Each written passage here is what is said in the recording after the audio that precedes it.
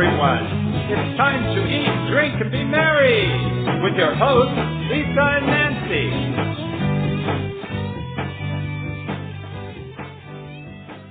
Welcome, everybody. Shelley Whizin is back on the show today, and she is joining us to share how to make a Mediterranean chopped salad. You know, it's that time of year. Salad is good. Spring, summer. Actually, salad is good year-round. Shelley is awesome. She is one of our Big Blend radio experts and contributors for Big Blend magazine. She's the founder and CEO of the Soul Diving Institute, which is established to study and teach the art and science of being human. She's also the author of The Healing Journal, The Story of the Magical Baby Grand Piano, and her latest book is What Do You Bring to the Table? A savory, sensory, and inspirational guide to living a yummy, delicious life. It's out now through Amazon, all those great places, but you can go right to the book website. It's whatdoyoubringtothetablebook.com, and also learn more about her Soul Diving Institute. She's got so much great information on there. I encourage you to go to souldivinginstitute.com. And she's on Twitter and Instagram and Facebook and all those great places. But welcome back, Shelley. How are you doing? I'm doing great, Lisa. Thank you for having me. This is so fun. I love doing this with you. Yeah. We're always having fun with you on the show. And, the first time you talked about recipes and cooking, you were on the show with Linda Kassam, the food, wine, and shopping diva. Uh-huh. And now we get to call you the soul diving diva. You like that? Yeah, I like that. I love that. The soul diving diva. I'm going to definitely take that on. That's a good one. I like that. I like it. And, me too. I'm going to give first you time you were on the show, for you were that. talking about chocolate cake when we're talking about recipes. Today it is Mike's Mighty Mediterranean Chopped Salad, and this is a recipe that is featured in your book, What Do You Bring to the Table? It's a chopped salad, and what I love about what you write in your book and, just who you are and what you've also, put out into the world through souldivinginstitute.com is you talk a lot about being present, being honest with yourself, authentic, being human, as you say, but also mindfulness. And before we get into the recipe ingredients, making a chopped salad, doing the prep work of a salad, that to me has got to be one of the epitomes of mindfulness because you're looking at the ingredients, you're washing them, you're prepping them, you're chopping them. So when you make a salad like this, is that part of it for you? Absolutely. That's definitely part of it. It's part of the whole cooking experience and being present experience. It's both. So we get to have a huge life lesson just in, and I don't even want to use the word just, in chopping, in preparing, in bringing energy into the food that you're making for yourself or for anyone else. And it's fun. That's part of the fun. You activate all your senses. You get to have a sense of your eyes get a treat because you get to look at all the beautiful colors of the different vegetables and nuts or seeds or whatever, all the different textures, and then you get the taste and you get different flavors from everything and the sense of smell because citrus and everything smells so, and cilantro, you can smell, and so then you have your sense of hearing. You hear the cutting of the vegetables. You hear it chop, chop, chop. There's something satisfying about that, and the crunch. And even when you're chewing, you get the crunch factor. So it really activates all your senses just in having a salad, a chopped salad. So yeah, it's all part of it. You got to slow down because you can't just swallow your salad. You'll have problems. Yeah. Or you could. Contention. If you really enjoy the bites that you're eating and you chew them with delight, that energy is going to go into your body. And even if it's fast, sometimes I like to put big mouthfuls in my mouth. I like the feeling of having a mouthful of something and chopping it, taking time to chop it down. It's kind of fun. Yeah. I love salad. I really do. And this salad is for your son-in-law, Mike. And you say in your book that, your family's very sports-oriented, health-conscious. But this recipe itself is something you learned from when you lived in Israel for 2.5 years? Yeah. Uh-huh. exactly. You have a good memory. Yeah, But that's exactly. awesome, though. But Yeah. being over there for 2.5 years, what were you doing? What Oh were you God. doing overseas? Well, okay. Here's what I did. I fell in love with my Israeli hero. Is what I did.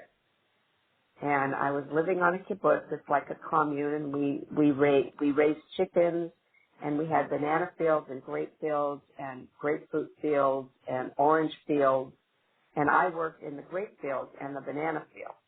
And that's where 2 weeks into the kibbutz, it's called a kibbutz, in he walks, this soldier with a green khaki outfit, with black boots, a red beret, which means he was a paratrooper, one unibrow, and dark and handsome. I mean, oh my God, he was so handsome. And I said, oh my, and this is 2 weeks after I got there, oh my God, that's the man I'm going to marry. I can't believe it. And he became my Israeli hero, and I married an image. Now, the image didn't exist in the man, but the image, I fell in love with the image. He had a guitar on one shoulder and an Uzi rifle on the other. And I said, oh, my God, he's going to serenade me and protect me the rest of my life. I love this. Okay, so I knew Yeah. we were going to go deeper than salad here, but I love what you Oh, say about yeah. you fell in love with the image, and so many of us do, and then we have the little jolt of like, oops, but I think it's important to have those moments whether or not you act upon them. You know what? I say go for it. If you feel something, just go for it. Do it. How are you going to know if you don't just go for it? Mhm. And Agreed. so I did. I mean, I was 19. I bought a one-way ticket to Europe when I was 19, and I ended up in Israel. I decided to go to Israel before I decided to go if I was going to live in Morocco, because I was in Morocco before I went to Israel. And I was Okay, making wait a drums minute. with a family. Okay, so you were in Morocco before that, making drums. Yeah. This is Yeah, with this a is family. cool. Yeah.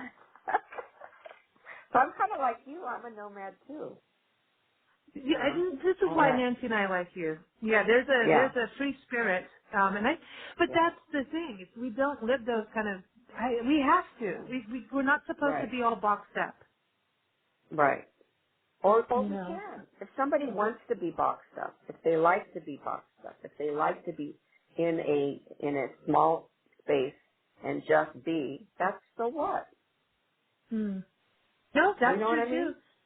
Yeah, I I mean, do. there's You're no right. judgment on how anybody's going to live their life. No judgment.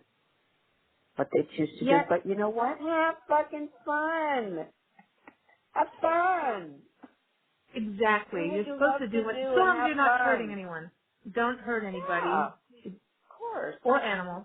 Don't hurt Of animals. Be course. nice to the, Don't hurt be anybody. nice Be to nature. kind. What kind of Mhm. human being do you want to be? It's just like in the salad. You know, we have these gorgeous ingredients that go into making a salad and tasting a salad. What I like about a chopped salad is that you get different tastes in one bite. I like it. Mm. So you get Yeah. lettuce, you get cucumber, you get tomato, you get almonds, you get seeds, chia seeds, you get, those all in one bite with lemon Mm. and olive oil, and it's just, and of course everything but the bagel seasoning, because that's like my favorite seasoning. Mm. So Oh, I like that. it's like when you just jump into it. Just jump into it. If you're going to make a salad, do it the same as like you're going on vacation. You're excited about doing it. Mhm. I mean, we get excited when we go on vacation. But to me, this is exciting because and you're also doing your own salad dressing, which I think is good, and you've got all these Exactly. little flavors in there. I do want to touch on some of the. I want to go through the list of ingredients you've got, and everyone, the recipe is up on blendradioandtv.com, and will also be in the summer issue of Big Blend Radio and TV magazine. But also, just go get the book. Just saying. Yeah. That's my judgment. Go Oh, get that.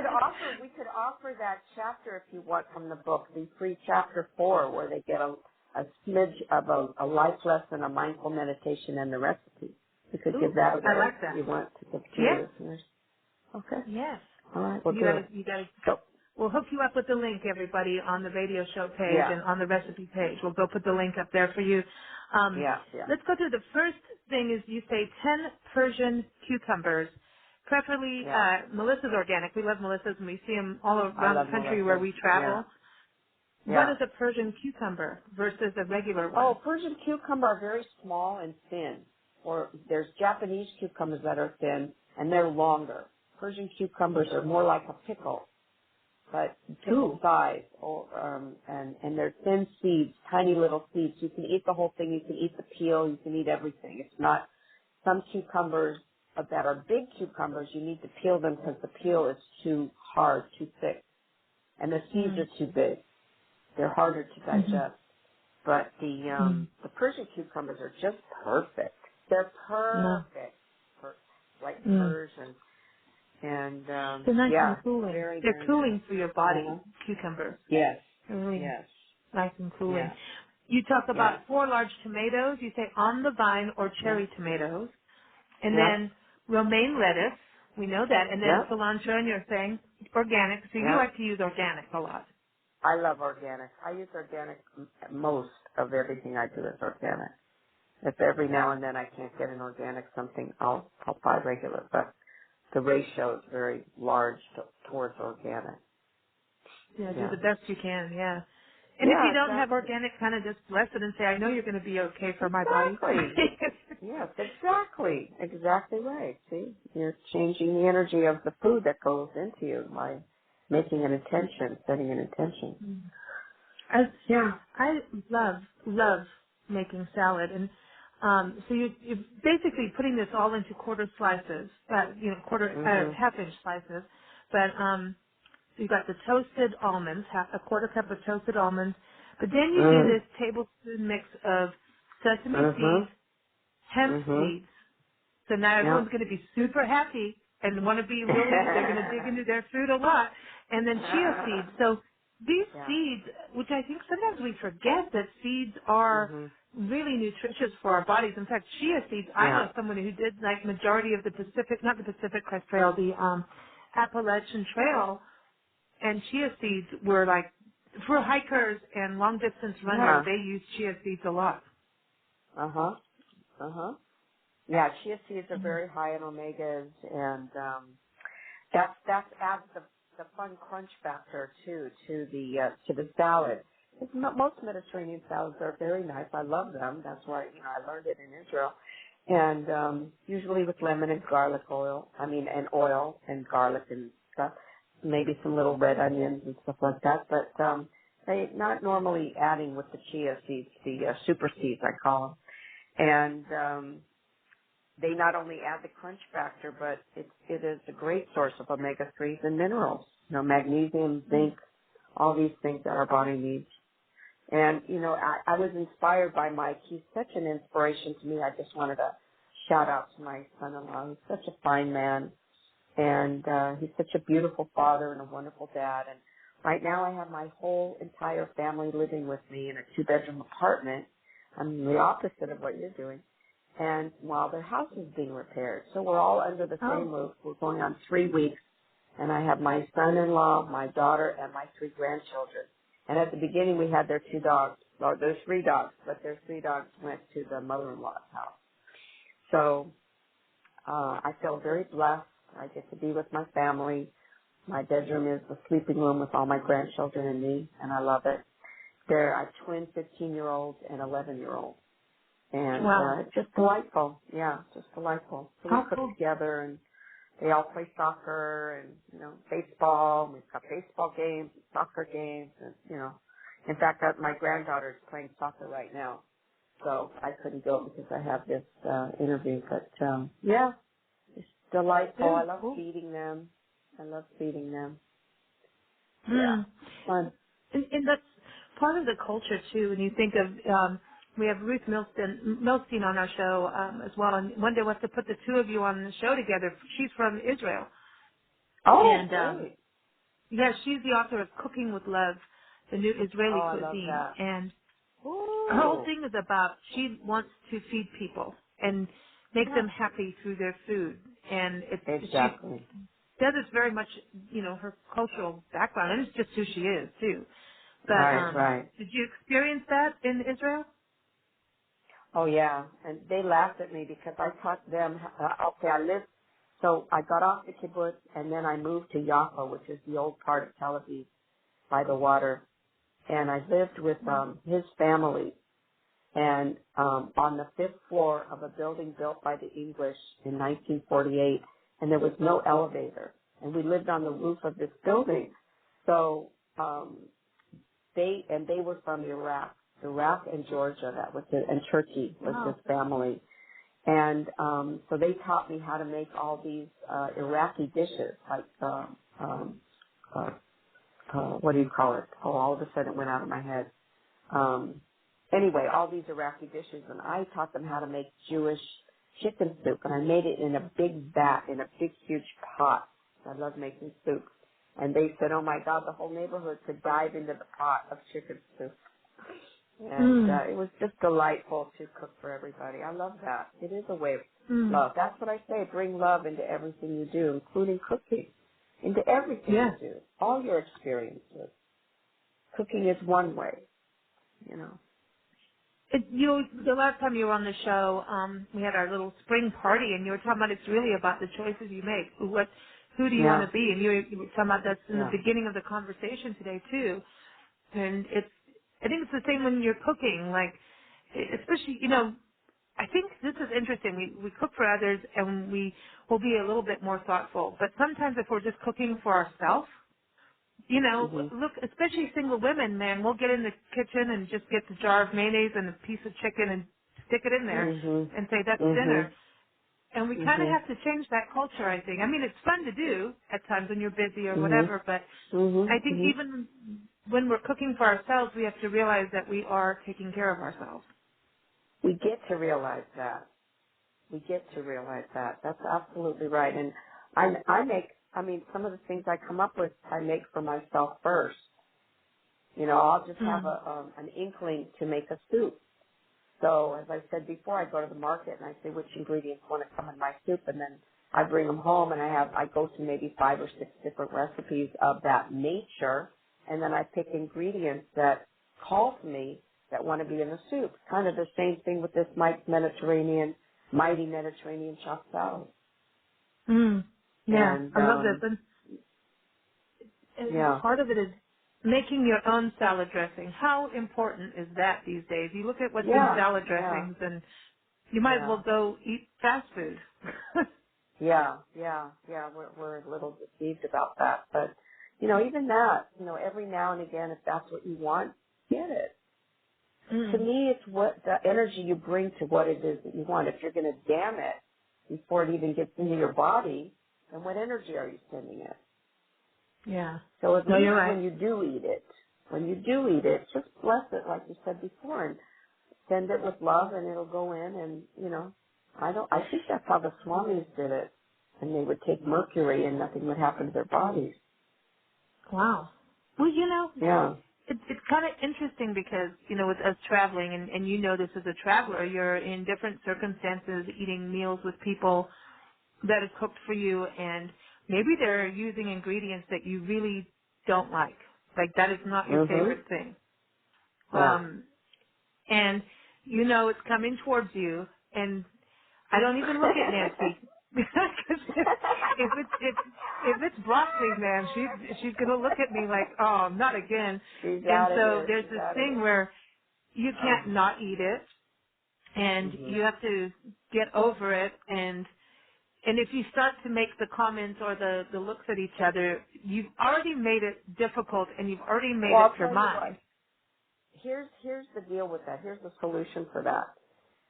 Because you don't like it so much, it means your body has an allergy to it.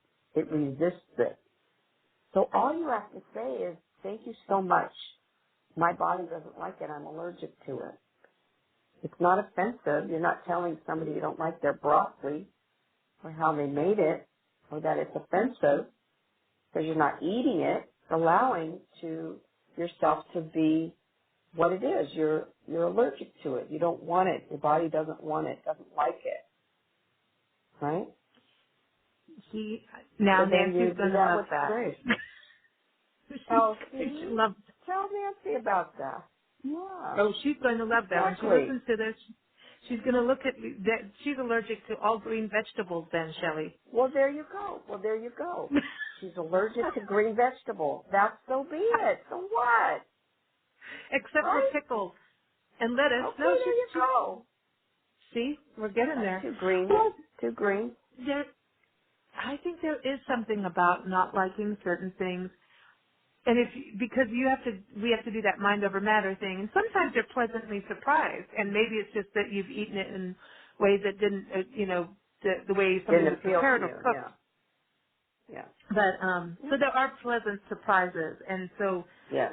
But I know that if we start to communicate with each other, then we're making it harder.